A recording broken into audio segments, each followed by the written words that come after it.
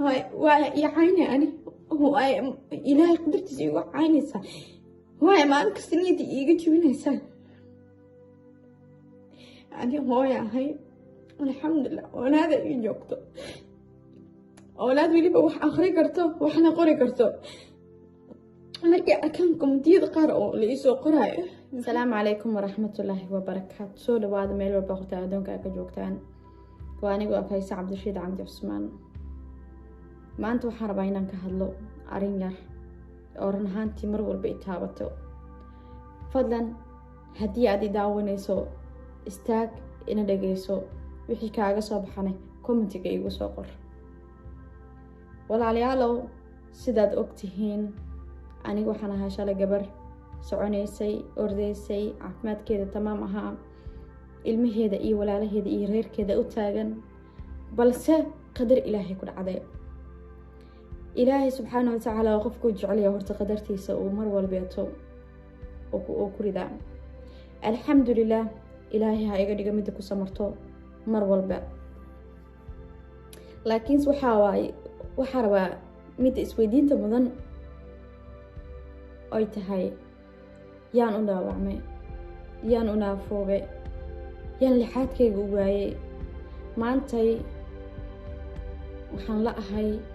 lixaadka ugu qaalisan doonida ee qof binaadan ilaahay salaam sababtan u naafoobay ama sababtan kursigan aan ugu fadhiyana ay tahay dadaal aan ugu jiray adiga i daawanayo iyo dhammaan ummadda Soomaaliyeed anigoo gabar ah dhalinyaro ah qurux badan lixaadkayga tamaam yahay ayaan waxaan doorbiday in aan u shaqeeyo qarankayga waxaan doorbiday in aan dalkayga iyo dadkayga iyo diinteeda nafteeda aan u horo anigoo fiirinayo dhibaatooyinkii faraha badnaa ee soo marnay waqtigaan aniga ciidanka ku biirayo qof u bareeri karta ma jirin waxay ahayd xaalad aad u xun qof askari ah ama qof shacab ah hadduu qof askari la taagnayaa la arko xataa la dili jiray ayadoo sidaas jirta aniga waxaan doorbiday in aan aniga qarankayga u istaago dadkayga aan u istaago dadkayga aan u istaago diinteeda aan u istaago alxamdulillaah Allah subxaanahu wa tacaala wuxuu ii qadaraa igu dhacay balse waxaan mudanahay oon aniga aan mudanahay adigay daawanayo ilmahaaga waalidkayga waalidiintoo dhan inay idhahaan waa mahadsan tahay waxaa jiraan askar badan ee baatadii soo gaartoo kale soo gaartay waxaa intaasoo dhan aan u sameynayna waxa ee difaaca dalkayga balse maanta dadka aniga aan ka dhashay waxay igu sababeeyaan ama igu caynayaan qadarta ilaahay ee igula dhacday idinka dartiina maanta aniga haddaan ahaan lahaa gabar dhakhtarad ah ama gabar neersin ah ama yacni gabar shaqooyin kale ka shaqeysa ma lahaan lahayn yacni dhibaato badan ima soo gaari lahayn sidaan aaminsanahay sidaad ogtihiin askariga markuu qoriga qaato waa adigoo maaragtay dhimbildaba gacanta ku qaatay ma ogaan kartid waqtigaada ma ogaan kartid goor aad dhimanaysid ma ogaan kartid waqti wax kugu dhacayaan ma ogaan kartid inaad gurigaaga nabad kusoo noqon kartid in kaleeto kasoo gudub taas waxaa iisii dheer hadda in laygu caynaayo sababto ilaahay iyo curyaamiye in laygu aflagaadeynayo dhibaatada ay haysto in laygu xaganaayo malxaradda aan ku jiro qof walbo wuxuu sheegaa wax afkiisa uu soo maro waan isku dayay inaan dul qaato waan isku dayay inaan samro balse waxaa u moodaa dadka oo jaahiliinta inuu social media kusoo bateen alxamdulilah calaa kulli xaal wax walba ilaahi subxaana wa tacaala ayaa keena asagaana bixiya lixaadkaaga amaanta adiga aad ku faanaysid ama waxyaabaha oo afkaaga sabaxaya gacmahaaga qorayaan ilaahay waxba lama ahan in aad aragga uu kaa tiro because markaa wax arkaysid ayaa wax qori kartaa. laakiinse haddii aad igu caynaysid sabab aad kursiga ugu fadhisa, sabab aad curyaan u tahay, sabab aad yacni xataa adoo curyaana u faraxsanaan kartaa. dadka qaar waxyaaba iisoo qorayaan ma ahan mid oon aniga faa-is ahaanaan maanta aan isdhihi karo iska samar. wax badan waa iskaga dul qaatay, wax badan waan u samray. heer waxaa gaaray aan maaragte dadka aan ka dhex baxo, aan meel yacni aan dadka soomaalida aan ka gambado oo magaalooyinka qaar ila degan, because waxaan aaminsanahay qofkan wax soo qoraayo wejigiis ma aqaani, meeluu ku nool yahay ma aqaani. waxaa laga yaabaa qofkan hadallada iisoo qoraayo inuu daris leeyahay, inuu yaqaano meesha deganahay, inuu maaragtay magaalooyinka ii dhow oo degan yahay, ma garanayo. laakiin waxaa maaragtay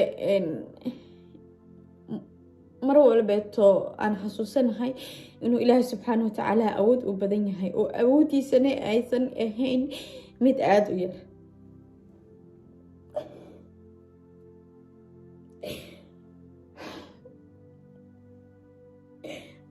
waa icayna ani ilaahay qadartiisa igu caynaysaa, waay maalin kasta niyadda iiga jibinaysaa. ani hooy ahay, alxamdulilah, awlaada ii joogto,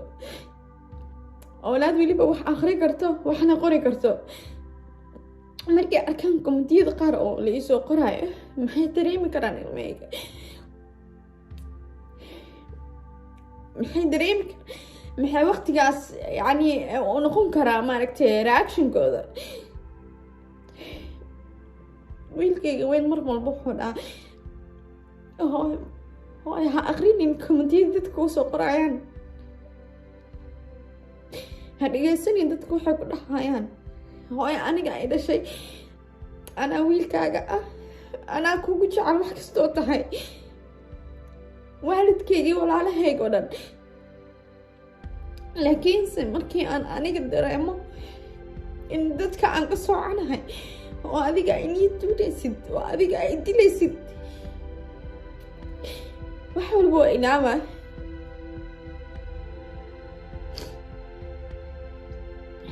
laakiin alxamdulilah, ilaaha mahad iskale iga kaa dhaliya adiga oo walaalkay ah ama walaashay ah.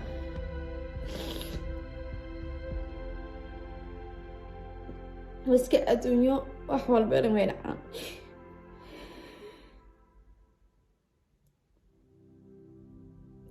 laakiin maalinkas inuu qof oo lixaadkiisa ilaahay dhamaystira isoo cacayo oo isoo aflagaade oo maaragtay niyadta iga soo dilo, weliba dad caan ay ku jiraan, dad caan ah oo social media laga yaqaano, qaarkood iisoo qoraayo inay maaragta waxyaabo ayaga kaftan ay kasoo dhiganayo, laakiin aniga inii dilaayo oo aniga inii jibinaayo. ogsoono laxaadka adiga lagu siiyey ilaahay ani iimoo saweynin, laakiin ilaahay wuxuu ku fiirinayaa inaan ku dul qaadan karo qadartu i siiyey. waa hadiyad ilaahay iiga keena samada, waa inaan aqbalaa, waa inaan qaataa, waa inaan mar walba taa iraada alxamdulilah. laakiin ha igu caynin oo ha igu niyad jibinin oo ha itusinin dhaliishayda, ha itusinin meeshaan ka xumahay. jalla wacalaa tabaarakallah, adig waxba lama ahan inuu ilbiriqsi oo noloshaada dhan uu kusoo qilleeyo, oo adduunka dhan uu ku dhaafiyo, oo adduunka dhan kaa qariyo, ama maaragtay lixaadkaaga gebi ahaanba uu ku dhaafsiiyo. ilaahay wuu awoodi karaa taas. laakiin walaal adig maxaa ku kalifaaya inaa maalin kasta aniga niyadda aa iga jabisid, oo maalin kasta ani aa itoogatid?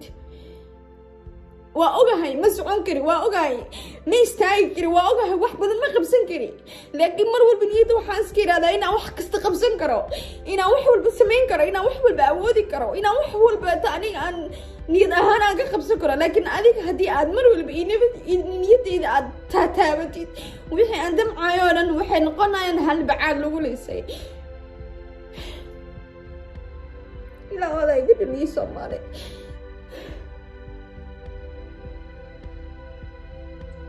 maalin kasta gabar walaala ay soo caynayso wiil walaala ay soo caynayo ma dareemi karaan aniga xushmada u haayo ayaga ma dareemi karaan ixtiraamka ayaga u haayo laakiin ayaga waxay iloobeen qadarka ilaahay oo dhan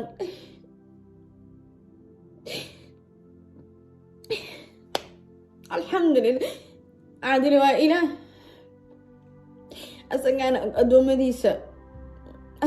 og addoommadiisa meesha u rooniyo meesha u fiican khaatimada allah noo toosiyo gale wax kaloo aniga aan idin iraada ma aqaani wax kaloo sabi ma aqaani waa idin dulqaate meel kasta waxaa waaye fadeexada ii marinaysiin ceeba ii marinaysiin caaya ii marinaysiin wax lagu caayo maanta wax lagu caabsado horta malihi alxamdulilah shukran bilcaalamiin laakiin wax lagu caayaan leeyahay haddii wix lagu caynaayo ee tahay inaan curyaan ahay waan ogsoonahay taas waan ku qanacsanahay alxamdulilah ilaah mahad iskale aadayadiin salaamaa walaalay macaan ma jecleen inaanu inaa inta soo fadhiisto laakiin kumatiyadiina qaar iyo hadaladiina qaar oo adkeyso waa dad waaweyn oo tilafiisoo galaan aniga maaragtay kala googoosanaayo ilaahay wuu awoodaa xilligaas inuu maaragtay cilad uu ku sameeyo laakiin alxamdulilah aadayadiin salaamaa walaalay aa jeclahay insha allah waxaa wax walbana siduu ilaahay ka dhiga noqone asalaamu calaykum